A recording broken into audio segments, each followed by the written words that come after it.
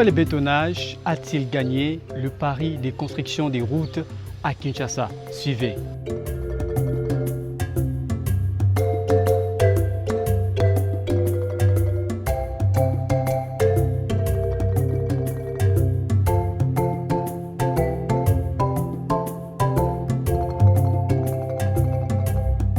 On connaît comment est-ce qu'on construit les routes dans notre pays, pas seulement dans notre pays, mais sous d'autres cieux. On ne construit pas des routes en béton. Le béton, si on le fait, on doit le faire peut-être pour des constructions. Voilà, donc devant la porte, on sait qu'on peut mettre le béton. Ou soit on mettait des bétons pour certaines routes dont on disait, ben, en fait, on ne va pas vraiment valoriser cette route. On va juste le mettre pour de petits besoins. Ce n'est pas vraiment une route essentielle, ce n'est pas vraiment important de construire de telles routes. Mais pourquoi le bétonnage aujourd'hui, c'est devenu comme le mode? C'est devenu ce qu'on doit faire. C'est comme si c'est la meilleure route en République démocratique du Congo. Alors, il y a aussi d'autres personnes. Là, je prends l'avis de ceux-là qui sont des politiques de l'extrême, je dirais, de l'opposition. Et ces gens disent le bétonnage, c'est parce que le chef de l'État, lui, son nom, c'est béton. Le nom de famille béton, c'est ce qui doit rester dans ce pays. Le chef de l'État est en train de bétonner les pays parce qu'il s'appelle béton. Il veut que partout où nous allons circuler, que nous puissions voir les bétons. Le chef de l'État, au lieu de faire les champs, Alunandunda, lui ne veut pas vraiment le faire. Il veut juste construire des bétons. Et lorsqu'il construit des bétons, il n'y aura pas possibilité de faire pousser le Ndunda. Alors, est-ce que c'est vraiment dans cet angle-là qu'il y a les bétons aujourd'hui en République démocratique du Congo, plus particulièrement à Kinshasa? Est-ce que s'il faut réfléchir avec la rationalité, on pourra accepter ou avaler une telle pilule? Je dirais non, c'est faux parce que lorsqu'on construit une route, là, ben, certainement on ne fait pas toutefois la politique. Certainement lorsqu'on construit une route, on peut dire ben, cette route-là va porter le nom de Fachi Béton. Comme on le voit, la route Elengesa, maintenant ça porte le nom de Fachi Béton. Voyez-vous? Et maintenant nous sommes dans un antique, on se dit ben, pourquoi partout on voit juste des routes. Et puis ici, nous sommes à Ngiringiri. Ce que vous êtes en train de voir maintenant en image, on vous montre une commune de taille, une commune prestigieuse aussi à Kinshasa. Les gens qui habitent Ngiringiri, ils disent que nous habitons Ngiringoto, c'est-à-dire ce sont des mouvanciers. Historiquement parlant, c'est un quartier ou c'est une commune qui a été en fait un centre de plusieurs mouvements, des artistes, des musiciens, plusieurs vivaient ces coins de la capitale. Alors, dans ces coins de la ville-province de Kinshasa, on va voir à un moment donné où c'est comme si ces communes étaient plongées dans l'oubli, étaient plongées dans le chaos. C'était une commune où ça devenait vraiment pas bon. Les routes étaient dans un état de délabrement très compliqué parce que le système de drainage n'était pas adéquat pour supporter particulièrement les eaux de pluie. Et les routes en asphalte qui étaient bien construites se sont retrouvées dans un état de délabrement tel que la praticabilité de ces routes-là était devenue quelque chose qui faisait mal aux dents, qui faisait mal à la peau. Lorsqu'on a une véhicule, on traverse, on vient là-bas, donc c'était compliqué. Et puis la commune s'est retrouvée comme dans une sorte de l'oubliette. La commune a perdu en fait cette valeur-là qu'il y avait avant. Alors pour régler ces problèmes, il y a un nouveau système qui vient d'être introduit, le système de bétonnage. Ce système, des fois, on se dit, ben, est-ce que c'est utile de mettre le béton? Parce qu'il faut mettre l'asphalte, il faut mettre les conditions, il faut mettre tout ce qu'il faut faire parce qu'on connaît les exigences. Nous sommes en plein 21e siècle et si on part dans d'autres pays, sous d'autres cieux, ça ne se fait pas. Mais qu'est-ce que nous sommes en train de voir ici, le bétonnage? On va juste vous dire ici, les gens qui ont construit ne sont pas aussi bêtes que ça. Peut-être on voit seulement les choses sous un certain angle. On dit, ben ok, voilà, ça s'est fait, il y a le béton. C'est parce qu'il y a un béton qui est derrière. Non, ce n'est pas un béton, c'est plutôt une tête qui a réfléchi sur la façon d'agir des Kinois. Je vais vous parler une minute des Kinois. Les Kinois, c'est celui qui s'est dit, je me réveille le matin, je vends. Et tout ce que je vais mettre comme poubelle, ça ne m'intéresse pas. L'essentiel pour moi, je prends de l'argent, je mets dans ma poche et puis je m'envole. Les Kinois, c'est ces petits garçons qui se réveillent le matin, qui a mangé, il a pris ses déchets, il a jeté. Il peut jeter n'importe où. Les gens qui prennent de bouteilles de jus, ils prennent ça alors qu'il est au bord du véhicule, ne sait pas comment, il va jeter dans les artères. Et vous allez voir, non seulement dans les artères, même dans le caniveau. Les caniveaux aujourd'hui à Kinshasa sont débordés de déchets plastiques, des sachets. Et les Kinois a changé même le décor de cette ville. Les sachets sont partout. Partout on jette les sachets. Partout. Et il y a même des gens qui ont insulté la ville pour dire que c'est une ville des sachets. Parce que les sachets sont partout. Et ça, c'est les Kinois. On construit pour les Kinois.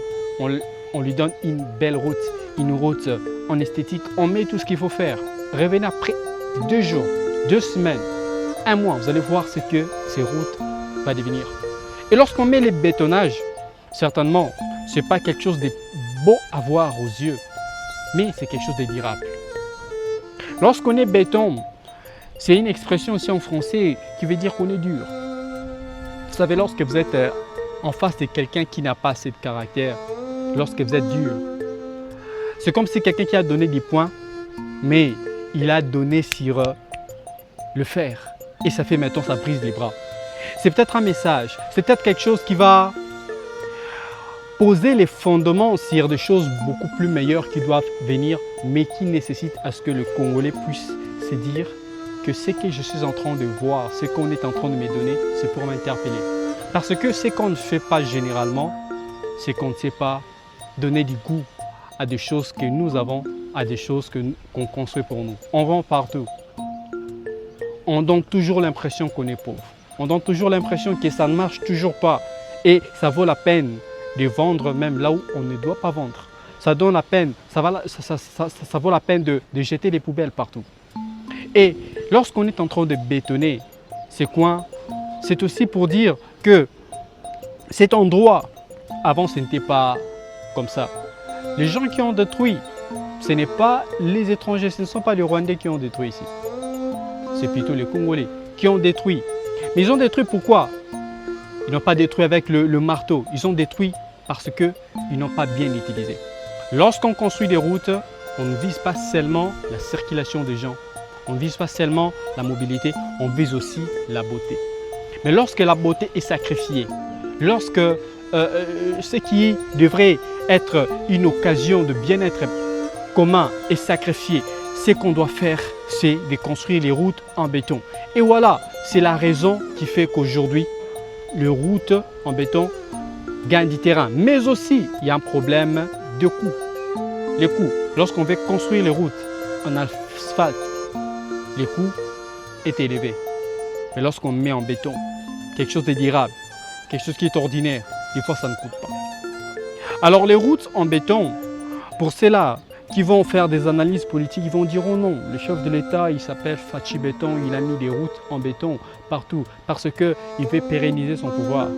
Il y a aussi d'autres qui disent non, il n'a pas fait ça pour pérenniser son pouvoir, il a fait quelque chose de durable pour ceux qui viendront après lui, pour ceux-là qui doivent venir, qui n'auront pas à réfléchir sur des questions qu'il lui a voulu résoudre, telles que les questions sécuritaires.